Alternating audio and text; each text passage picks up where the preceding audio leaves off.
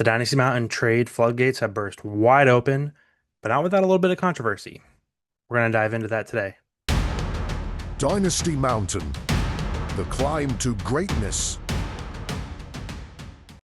Welcome to the Dynasty Mountain podcast, where we are covering the 32-team four division promotion and relegation Dynasty Fantasy Football League that is Dynasty Mountain. Today we're going to be talking with two of the owners that were part of the very first trade in Dynasty Mountain that happened about a week ago. We're just going to talk to them about the trade and the league and just kind of get their thoughts.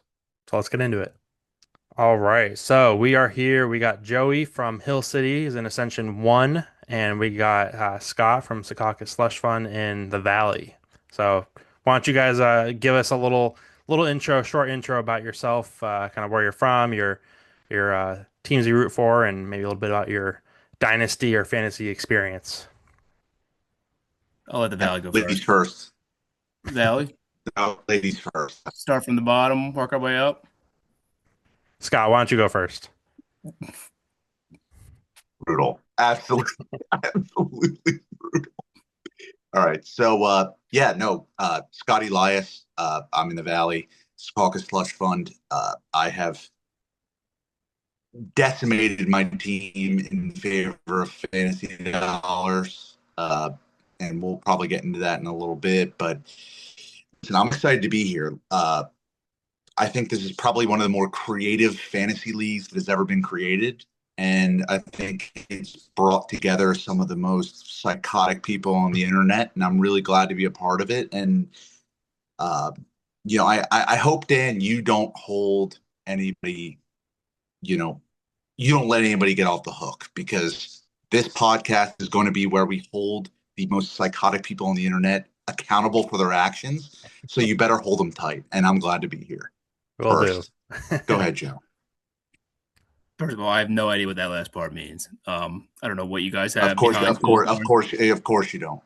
Go I ahead. have no clue what that means. I know you don't. But Go ahead.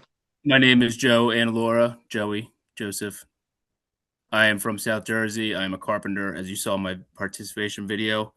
When I got sent the link to this TikTok channel and this guy staring into my soul named Dan Christensen, I was instantly obsessed and had so much FOMO of possibly missing out on this league that I did everything I could to be in this league. And now that I'm here, and now that I'm the one starting the trends on trades and creating all the havoc, it is the best league I've ever joined in my life. And I'm very happy to be here. Yeah, and look forward to winning. You got some on your chin. Huh? it's been I said you got some on your chin. Yeah, some early round picks. It's been pretty wild so far, and I wanted to start off today's podcast talking about your guys' trade, which was kind of the trade that kicked off things. I think we had kind of settled on draft picks or the draft order and all that stuff for a few days. I feel like, and no one really did much, and then you guys kind of kicked it off, threw in a trade, and I'll read the trade here just so we have it, the initial trade at least. So Joey was going to acquire the 202. Scott was going to acquire the 313, as well as all of Joey's startup fab, which everyone got $100, as well as his $33 bonus for being in Ascension 1 versus being in the Summit. So each of the divisions has a different bonus, which we're giving out at the end of the startup draft, which we'll talk about later. All of his end of year bonus, every team gets an end of year bonus kind of based on reverse order of max points for. It's kind of the essential equivalent of assigning draft picks. Was going to give all that, and then was going to give half of his fab refresh, which is what, in a normal dynasty league or in a normal fantasy league, you get your new fab to start the year. We're going to give people that fab. They can carry it over, but we're going to give them that additional $50. So he's going to give them half of that. So that was the original trade. Nobody had really thought about that, giving away your fab refresh or your end of year bonus, and so that kind of sparked some controversy because people were just like, what is this? What's going on? Like, what are we doing here? And I was excited about it because I thought it was cool, but I was like, hold on, we gotta talk about this because this is a little different. Whose idea was the trade to start? I'm guessing it was Joey, but you guys can talk about what the idea was behind the trade and where it kind of started. So it actually. Well, I'll start. First of all, good. No, go ahead. First of all, not funny at all. So you laughing, Dan, was just unacceptable. So we'll start with that. Second of all, it was completely my idea. Joey presented me with an offer. He had been working with a few different teams. I know he had wanted to make a big splash early on.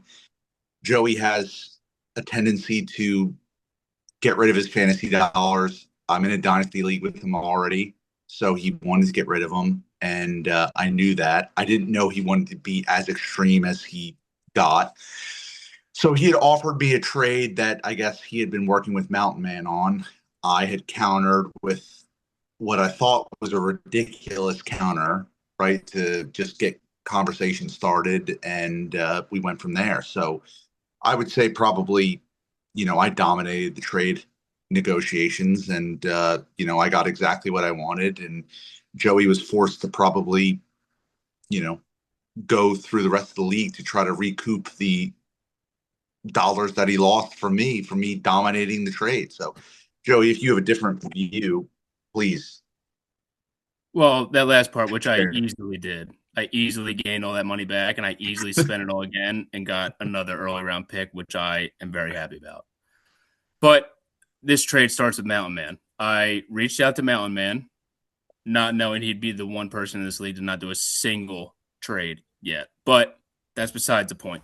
He started with the 201, so I was going to go right down the list. And as soon as Mountain Man shot down my initial offer, didn't lead to much other talks other than that.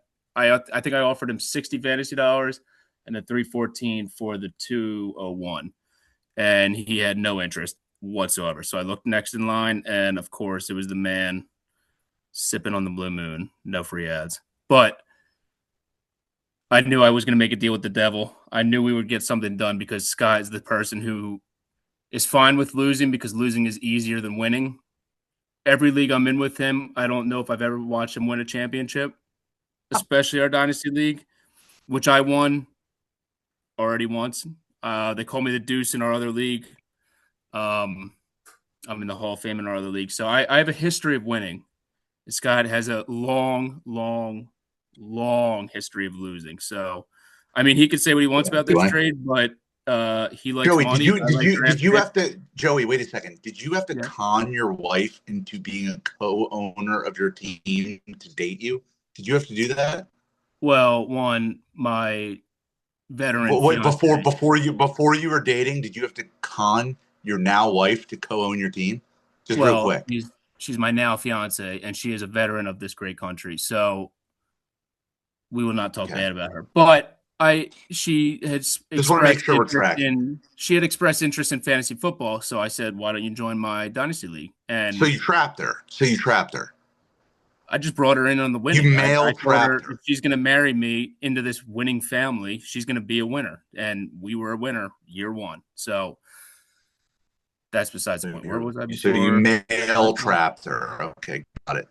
So I Yes, possessed you in the trade, and by the so is what we're gathering here. So you're welcome. And in your previous leagues, you trapped your now wife into marrying you by asking her to join. That's what we've gathered from your answer so far. We've gathered that I win, and you. Am I wrong? All right. So, I mean, I don't want anyone to have to give away their strategy, but I think some of it has been pretty clear so far that Scott's collecting fab. He's trying to, collect a lot of money. Joey's trying to, move up and trade and get rid of money as quick as he can. Tell me a little bit about kind of what your thought process has been so far, and especially how like this trade has tied into that strategy. Well, so all seriousness, I don't know if that was from your Scott. Either you're wearing translucent glasses. Nothing you say is going to be serious. But go ahead. Point. Go ahead. So, in all seriousness, my initial strategy, I was actually in the backyard playing with our pit bull with my fiance, and I was talking out loud to her about my strategy for this league. And I said, if I can funnel all the money to one person, play. What? What's your dog's name? Lamar. Your dog. What is your dog's name? What? Why? After the championship we won with Lamar Jackson. Wrong. Go ahead. So I said if I can try and be the first one to create a market for these fantasy dollars, it might it might, I mean, it's crazy to think about now, but I was like, maybe there's a chance that every trade from now on will be at least for 100 fantasy dollars. I thought maybe that'd be a chance. I thought maybe I could create a market, and it went the complete opposite. No, no. Okay, go ahead. That's fine. Finish I your got thought. what I wanted, but there was a chance where I was like, you know what? I wonder where. I didn't think about the 32 people and the 32 thoughts going through this league, and I All mean, right, am I up trades now? it was Okay, all so strategy, and it has not worked. But I have loved where I am drafting now. I I knew got there was absolutely no chance that anybody would ever pay that dollar amount to move up again.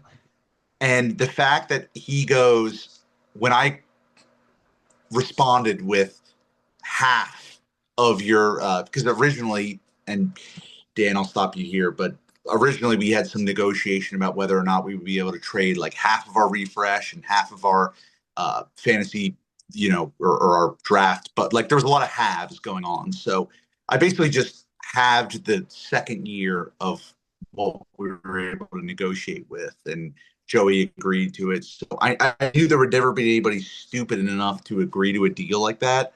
And so I was thrilled to double up my fantasy dollars before anybody even knew what fantasy dollars meant or what we could even do with them. So was thrilled about the trade. If we want to go into the post trade efforts, did I overdo it? Probably a little bit, because at that point I had understood that I have leaned fully into the collecting fab, strategy. So did I probably overdo it? Yes, but the original trade was an obvious no brainer and a complete. I'm trying to watch my words here. So destruction of his entire team. So I got one more thing to add. I live with zero fantasy dollars. Redraft league, I trade most of them in the draft because if everybody's going to be bidding during the year, I want the draft capital during the draft. I don't want to worry about it. And I take pride in the $1 bids that I put in. And in some leagues, when I can do it, $0 bids. I picked up Puka Nakua for a single dollar. I have video evidence of that. I am very good at this, and this is where I live. And I'm not sure if these other teams that are now doubling down and with zero fantasy dollars, I'm not sure if they're that good at it. But this is where I live, and I feel very comfortable being here. Yeah, just to clarify for the audience, maybe isn't part of the league. We did end up telling you they couldn't do the $33 start of year bonus. We're gonna everyone a start of year bonus, but we said that's gonna happen after the draft, so you can't use that. So they took that out, and then we said we're not gonna deal with halves. We'll just everything's gonna be 100%. So I had to do 100% of the refresh, and 100% of the end of year bonus. But we went with it, and so now that's a tradable asset because you guys because you guys made that trade, and so people have been doing them. There's one guy in the league that has been stacking them up. I don't know if you've been paying attention to that. He's got I think who? four. Jake I think has between 27, 28, 29. He's got like a dozen. Skull Mountain or No, Jake Turek? yeah, Jake. Yeah, Snow Peak's Skull, I think. Yeah. Wait, can we trade 2029s? Yeah, 20 up to 3 years. It's not on a sleeper, but we said you can still trade them. I think once the I startup actually know draft Jake ends. well. I know Jake well. We do have a underground ball working right now to try to collect the entire economy of the league, and Jake is a big part of that. So, Scott, I won't go too deep into the details. Scott, how many people do you know in this league? I know you, Puffy, your best man in your wedding, Craig, my best man in my wedding, and then Colson, who is a member of the Cabal also.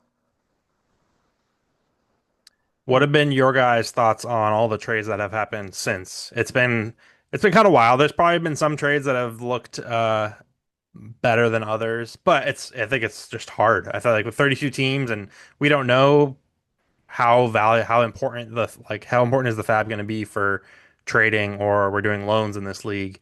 And then the rookie draft, how important is that going to be and how important how the startup draft plays out. It's kind of hard to tell at this point. Everyone can have a strategy, but you don't really know. But it's been all over. There's been at least 5 or 6 trades every day for the past week, I think. What I have mean, your thoughts been? it's been incredible. I mean, this is what like pure sickos we're looking to do, right? Is be in a league with other sickos that you can make deals with completely like with no value whatsoever, right? This is exactly why we joined this league, and it's exactly why we have people like beers in this league, right? Just pure sickness, right? We have no other reason to be in this league but pure sickness. And I also my probably my favorite thing about this league is the introductions page. So anybody listening to this right now that hasn't looked at the introductions page, please go look at it. Three-quarters of the introductions are people saying that they have absolutely no free time. Meanwhile, we have 25 of the 32 owners in this league have made deals. So none of us have any other time on our hands but to do this. And that's why I love this league. And so, Dan, I give you a lot of credit for pulling something like this together. And I love the trades. And I think it's just going to evolve into something that's absolutely incredible. And uh, frankly, I have no idea where it's going to go, right? I'm super excited to see where it goes. As somebody who does not have a pick till the fourth round, I'm very excited to see where this league evolves to. But, we're all here for the ride. So, I'm very pumped for it.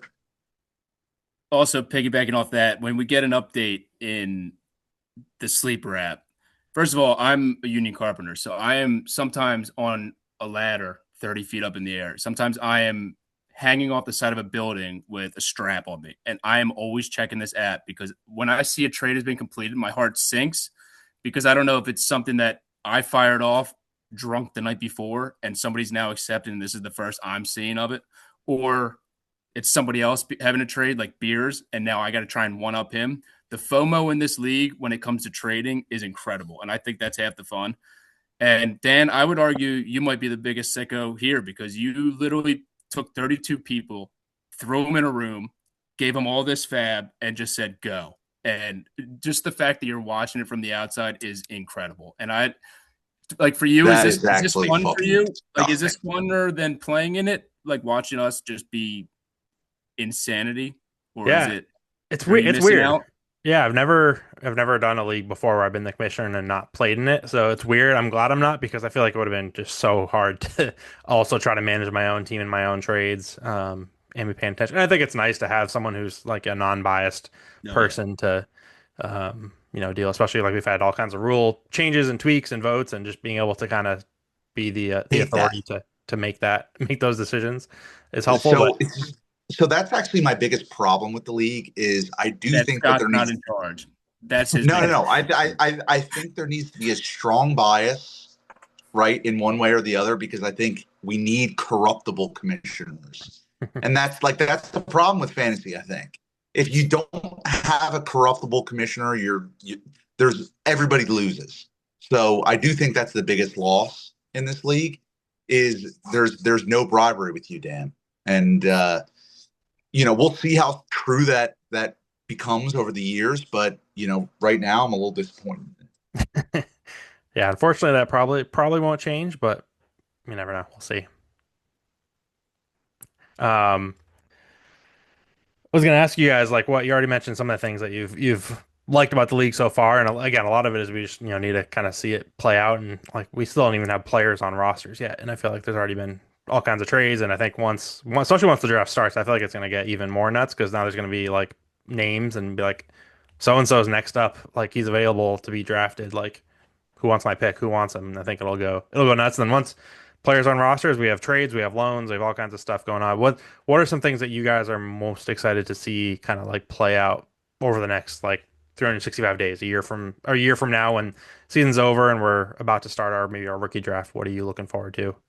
The startup draft, I'm very curious about because I think that's when we'll see true colors of people, and I think we'll start to get true hatred in the chat. I mean, I think we've gotten a little bit of hatred in the chat, but I think we're gonna get I think it's gonna get bad because one, it's gonna be training camp season, and from a strategy standpoint, it might be worth waiting when your pick is up, depending on a day, just to make sure there was no injuries that day. Like I think that's a real strategy, and I think that is going to create chaos, which I'm fine with. It is what it is. I just don't think there's avoiding it. I don't think there's a night where you could get 32 players in one room. So I think this is the only way to do it. But I think that I'm very interested to see the true colors of some of these owners come out during that June 1st startup. So to be clear, again, Joey and I are in a dynasty league together, and myself and one of my best friends of literally since we were kids got into a massive, almost friendship fight over dynasty. So thankfully, we're good now. We've talked it through. It took 8 months, six to 8 months. So that's what Joey is hoping for. I just want to clarify what he means when he says not hoping for like that. relationship ending. It's more of a warning. It's more of a warning. That's what I just want to be clear about. That's the relationship ending. I think the opposite. I want us to all come closer together, and I think we can come closer together with 32 teams, people that are super. I want to make great relationships with these people, and what I'm hoping for is to make 31 new friends, as a matter of fact. And as we start to grow closer together in this league and, understand the direction of where this is going, I hope that they can come to me and, as they look at my team and look at my assets that I have, that they feel comfortable enough to, say, hey, Scott, how's it going? How's your kids doing? But let's make a deal also. And that's what I'm really looking forward to. So just being really close friends and, opening my heart and soul to these people as they, you can't even keep. I'm not really good at being the good guy. Like if you, I don't know if you're a Post-it note guy, Dan, but just timestamp this and then have it like edited to a screenshot of whatever he's saying June 14th at 2:50 p.m. Because there's a very good chance I hope in a year from now at 8:57 p.m. I have 29 new friends. That's what I want. 29. I don't even know what that means. We can add in some of the screenshots of like when we were doing the startup draft selection where he was berating some people that they're not picking quickly enough. We have not even scratched the surface. Yeah. I think it's going to be I think it'll be interesting, especially once there's team because I think the one thing that's interesting about this is it's very small rosters, which is very unusual. And so I think very quickly some teams are going to realize my team is not good, like, or just even because of injuries or whatever. Like, man, my team, like, I just have no shot, and so that's going to adjust your strategy, like whether you loan or trade. And it's nice because it's small. The division, even though it's a 32 team league, your division is small. It's 8 teams, so you're trying to compete with those other 7 teams. To hopefully get promoted or at least stay in your division, depending on where you're at. But I think that'll be interesting to see how people react when things aren't going well for their team because one or two players got hurt, and that really crushes your team, forces you to do something about it.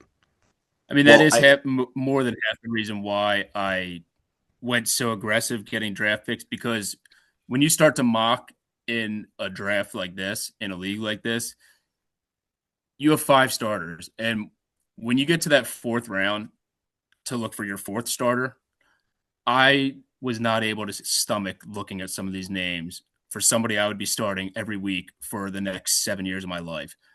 I needed to make sure I had a starting 5 that I can stomach looking at every morning when I wake up, when I take that morning piss and I just stare at my teams and I just, look at them and smile. I need this to be one of those teams. So I was not I'm not good with losing like some of these other owners, so I needed to make sure I had the draft picks, and I got them.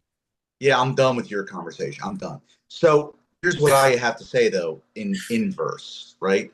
So you look at the draft, right? You're in a 32-team draft. The disparity of who you're actually going to pick is so wide. Why not collect fab and make a more personal selection to who exactly is going to be on your team? As opposed to you spend $250 plus, I think, and Dan can fact check me. Probably more. Probably more on picks. You have no idea who's going to be there.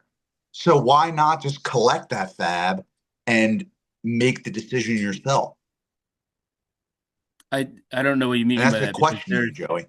uh, that's fine. There's 31 other Because teams that are also with the collecting. fab because here, let me explain it to you. Because with the fab, Yes. right, in the rookie draft, you can make the decision of who you're taking, right? You can take Hold the on, Cam real Coleman. You fast. can Hold on. Let me grab a pen and paper. Hold on, I'll be right back.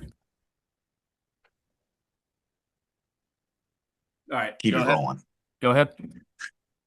What were you saying? Collect fab. No, I'm asking you a question. You can Yep. take who you want with the fab within the fantasy drafts. You can't do that when you're just taking a pick that you have no idea whether it's going to be. You have no idea where people are going to rank quarterbacks. You have no idea where people are going to rank tight ends, right? No, you have no clue. So you're just taking dart throws. Whereas, like, why is that more choosing your destiny, choosing these pick slots than it is collecting the fab? I understand where you're coming from I'm because curious. I'm actually curious. okay. Think about it. Are you ready? Go ahead. I understand where you're I'm coming ready. from, that you can't comprehend where you see this draft going. But with my history of fantasy football and my level of experience, I know exactly where this draft is going. I know the psychology of some of these owners already that they're typing in chat. I think some of them are taking these mocks very, very, very serious. And I have taken notes. I have written You down. think Beers is I have taking been this? a part You of think every Beers mock is taking that this has been. league serious? I I'm doubt not. it. I'm not talking about Beers. Beers is a very nice person, by the way. One of my great friends. But I have taken notes on all of these mock drafts. I have joined them even when I'm not able to be in them. I will pick just to be a part of them. And I will continue to do that. And I will continue to do my research. I can guarantee you, I know who's going to be on my team. I will have it written down. I will give it to my fiance at a previous date, and I will let her reveal it live on the air if you want me to. I will know who's on my team. I Well, see both sides. and Dan, I think, Go ahead. and that's the big thing. That's the big thing. I think you're looking at a massive disparity, right? In the fact that I truly believe there's no way to actually decide. And by the way, even if there is a way to decide, right, who's getting onto your team, the skill disparity is too close to actually rely on those picks, right? So the best opportunity for you to rise up the summit is to actually let the league decide for itself who they're taking. You take a couple high skill shots, and then you wait till the future years when you have a closer idea of who's going where and narrowing your selection base. So I think you're dealing with, delusional. I don't know where we're at with the language of this podcast, but I think you're dealing with delusional PG. idiots PG. and and reality. Right? It's delusion and reality, and I think you're looking at reality right here as I speak to you. So I don't mean to cut you off, but the other part of it You is didn't cut me off, you idiot. I don't mean to cut you off, but the other part of it is I when you go into these rookie drafts and you have, let's say, $300 fantasy dollars, if there's other owners in the league that also have $300 fantasy dollars, realistically, how many of the Jeremiah Smiths are you going to be getting in 2027? You can't guarantee more than one of them. You can maybe guarantee one of them. So if you're blowing up an entire 13 person team for one player guaranteed, then that's a strategy that I was not willing to take on. And I know you're used to losing and comfortable with it, which is fine. I'm not degrading you one bit. I didn't We're mean to both cut in you the off. Hall of Fame, you idiot. I nominated you for the Hall of Fame in our redraft league. We're not talking about other leagues here. We're talking about this league, and Oh, okay. we'll see what happens in this league. That's all I'll Yeah, say. we will. Yeah, we will. We will. I I didn't mean to cut you off. I think it'll be interesting to see what strategies play out and what ends up working. And again, looking back a year from now and seeing who's in trouble and who's sitting well. And I see both sides. I see, hey, if we can load up on startup picks and draft a really good team, like you're probably going to be set for a while. And doesn't really matter if you can get any rookies or make a ton of trades or waiver moves because you just have a good team and there's going to be a lot of bad teams. but I see the other side too of like, why not? You don't exactly know what the picks are going to be in the startup draft. You don't know who's going to be there. If you have a bunch of fab, you can go make trades and you can go loan players and you can figure out the team later when you have more certainty. So I see both sides. They seem like good strategies, but we'll see which one ends One up. last thing, actually, that I literally just thought of. So, if we have a Okay. fab rookie draft, right, starting in 2027, this is actually a fab like startup draft. Honestly, like the 2026 startup draft is all about fab. So I used all my fab to move up in the 2026 draft. You sold all your 2026 picks for a 2027 fab. So I kind This of isn't, by the way, this we might isn't be the doing the Candace same Owens strategy. show. Okay. This isn't conspiracy theory hour. Shut up. Okay. This isn't the conspiracy theory hour. Let's move on. Okay. Thanks for your conspiracy theory. Let's move on. All right. Well, I Go ahead, appreciate Dan. I appreciate all of your guys' thoughts and being on, and I'm sure I'll have you guys on again at some point. Excited. I know it feels like we still have a long time to go, but we got like 2 more months till the startup draft and things will really get going. But I'm sure a lot will still happen between now and then, and we'll see what happens. So good luck to both of you guys, and yeah, thanks again for taking some time tonight to being on the pod. Thank you for having me. Thank you for having me on your show. The Dynasty Mountain podcast is sponsored by Winning Dynasty. Check out the notes below for more ways to follow the climb of Dynasty Mountain, as well as to strengthen your Dynasty fantasy football strategy with Winning Dynasty. Dynasty Mountain, the climb to greatness.